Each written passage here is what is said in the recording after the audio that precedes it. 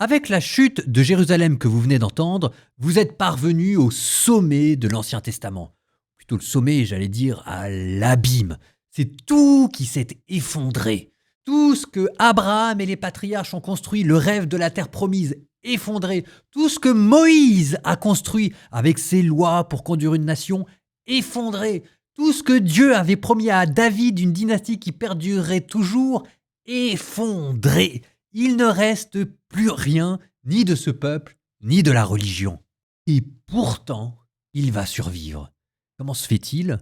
C'est parce que, à ce sommet qu'est la prise de Jérusalem, répond un autre sommet qui est le chapitre que vous allez entendre là précisément, Jérémie chapitre 31.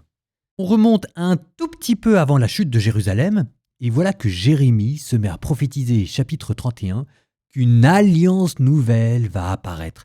Le chapitre que vous allez entendre est au cœur du Nouveau Testament. L'alliance nouvelle qui va être prédite, alliance nouvelle, ça va vous donner le mot de Nouveau Testament. Voilà le chapitre que vous allez entendre au moment où Babylone est en train de s'effondrer.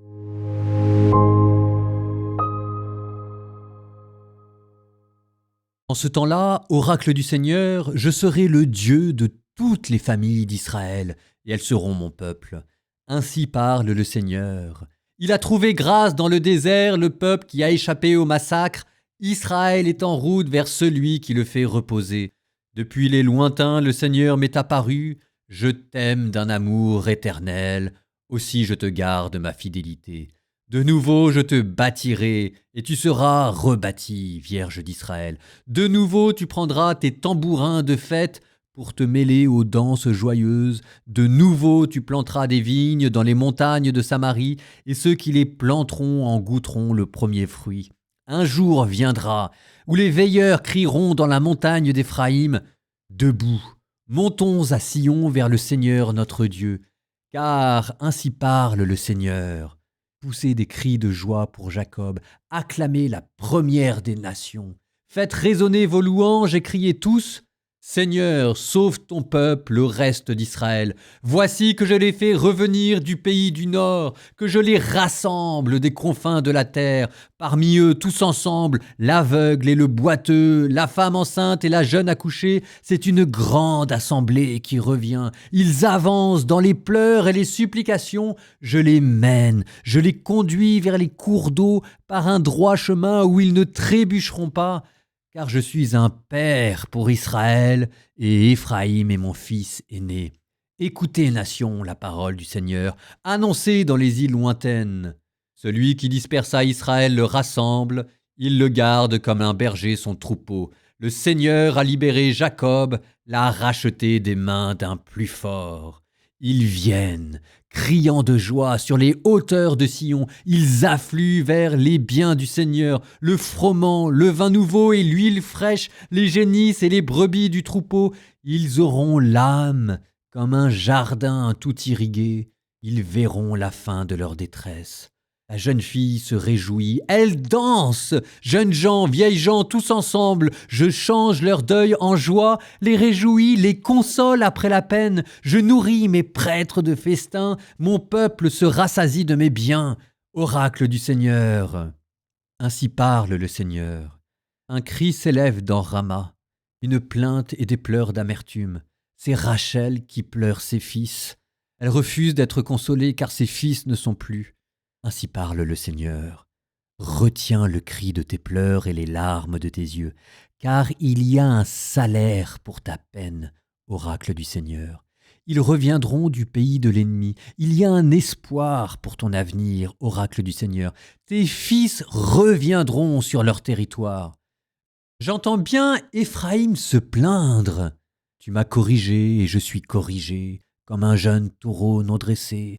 Fais-moi revenir et je reviendrai, car c'est toi qui es le Seigneur mon Dieu. Oui, je me repens après être revenu, après avoir reconnu qui je suis, je me frappe la poitrine, je rougis et je suis confus, car je porte la honte de ma jeunesse. Mais Éphraïm n'est-il pas pour moi un fils précieux ? N'est-il pas un enfant de délices ? puisque son souvenir ne me quitte plus chaque fois que j'ai parlé de lui. Voilà pourquoi, à cause de lui, mes entrailles frémissent. Oui, je lui ferai miséricorde, oracle du Seigneur. Dresse pour toi des signaux, pose pour toi des jalons, sois attentive à la route, au chemin sur lequel tu as marché. Reviens, Vierge d'Israël, reviens ici, vers tes villes. Combien de temps, fille rebelle, vas-tu encore vagabonder? Le Seigneur crée du nouveau dans le pays, la femme entourera l'homme. Ainsi parle le Seigneur de l'univers, le Dieu d'Israël. On dira encore cette parole au pays de Juda et dans ses villes, quand je ramènerai leurs captifs. Que le Seigneur te bénisse, demeure de justice, montagne de sainteté. Là habiteront ensemble les gens de Juda et toutes ses villes, les laboureurs et les nomades, car je vais désaltérer l'âme qui défaille. Toute âme en détresse, je la comblerai. Et là-dessus, je me suis réveillé et j'ai compris que mon sommeil avait été agréable. Voici venir des jours, oracle du Seigneur, où j'ensemencerai la maison d'Israël et la maison de Juda d'une semence d'hommes et d'une semence de bétail, et de même que j'ai veillé sur eux pour arracher et renverser, pour démolir et détruire, pour provoquer le malheur, de même je veillerai sur eux pour bâtir et planter, oracle du Seigneur. Et en ce jour-là, on ne dira plus « Les pères ont mangé du raisin vert, et ce sont les dents des fils qui en sont irritées. Chacun mourra pour sa propre faute. Tout homme qui mangera du raisin vert, ses propres dents en seront irritées. Voici venir des jours, oracle du Seigneur, où je conclurai avec la maison d'Israël et avec la maison de Juda une alliance nouvelle.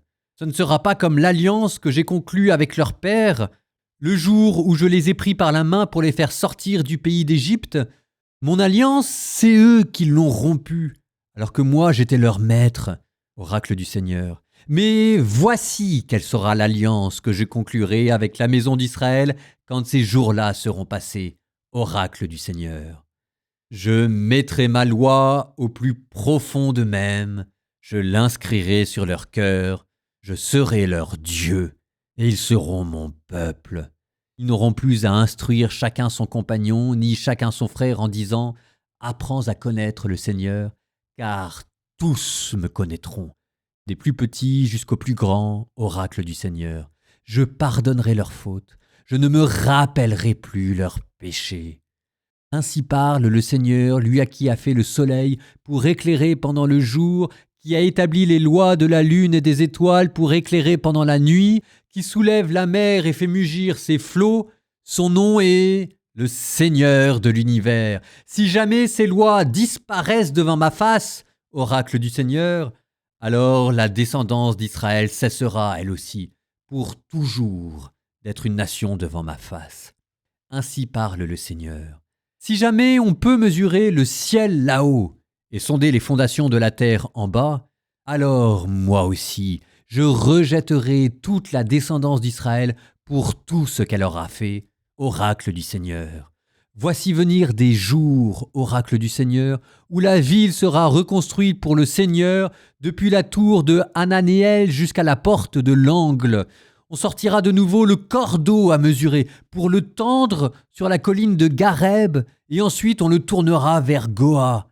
Et toute la vallée des cadavres et des cendres, tous les cimetières jusqu'au torrent du Cédron, jusqu'à l'angle de la porte des chevaux à l'est, tout sera consacré au Seigneur, et on n'arrachera plus, on ne démolira plus jamais.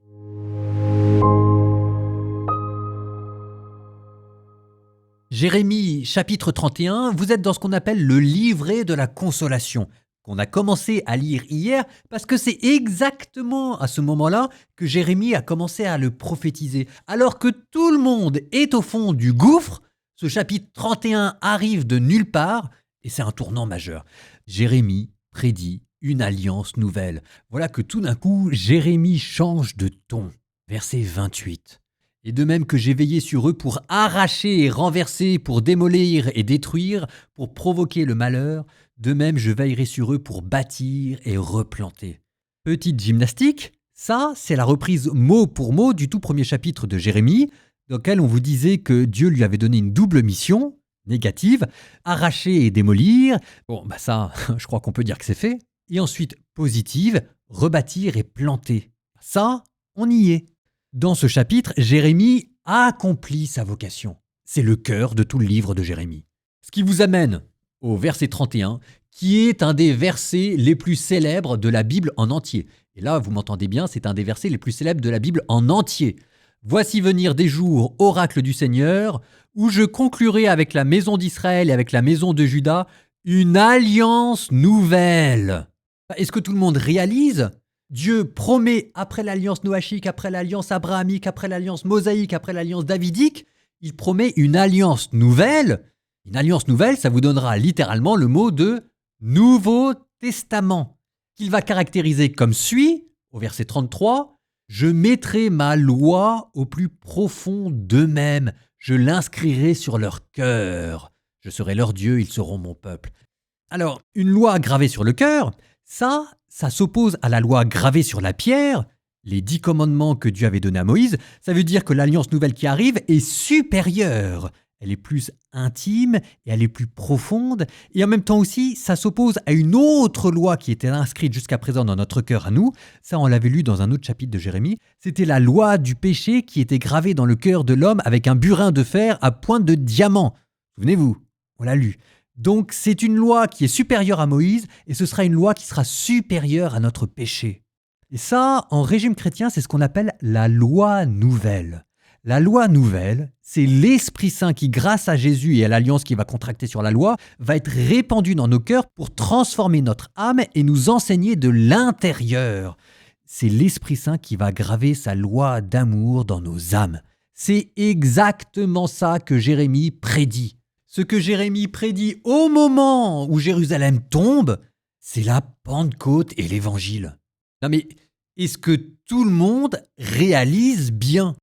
C'est le psaume. Quand le psaume vous dit « L'abîme appelant l'abîme, à la voix de tes cataractes, ton amour a déferlé sur moi », l'abîme appelant l'abîme, c'est la chute de Jérusalem, premier abîme, qui répond à un autre abîme positif. Vous venez d'entendre pour la première fois l'Évangile être annoncé. Quand on vous dit que la Bible, c'est génial, quand on vous dit que Jérémie, c'est sous-coté, je ne sais pas quoi vous dire. Nous terminons par une prière, une invocation à l'Esprit Saint. Puisque vous avez entendu, voici des jours, dit le Seigneur, où je conclurai une alliance nouvelle, je mettrai ma loi au plus profond d'eux-mêmes, je l'écrirai sur leur cœur. Au nom du Père et du Fils et du Saint-Esprit. Amen. Esprit Saint, souffle de vie et de renouveau, toi qui inscris la loi de Dieu non sur la pierre, mais dans nos cœurs, viens nous renouveler, viens raviver notre foi. Viens sécher nos larmes, viens guérir nos blessures, viens restaurer nos âmes fatiguées. Toi qui rassembles ceux qui étaient dispersés, ramène nos cœurs perdus dans la maison du Père et transforme nos exils intérieurs en chemin de retour vers le ciel.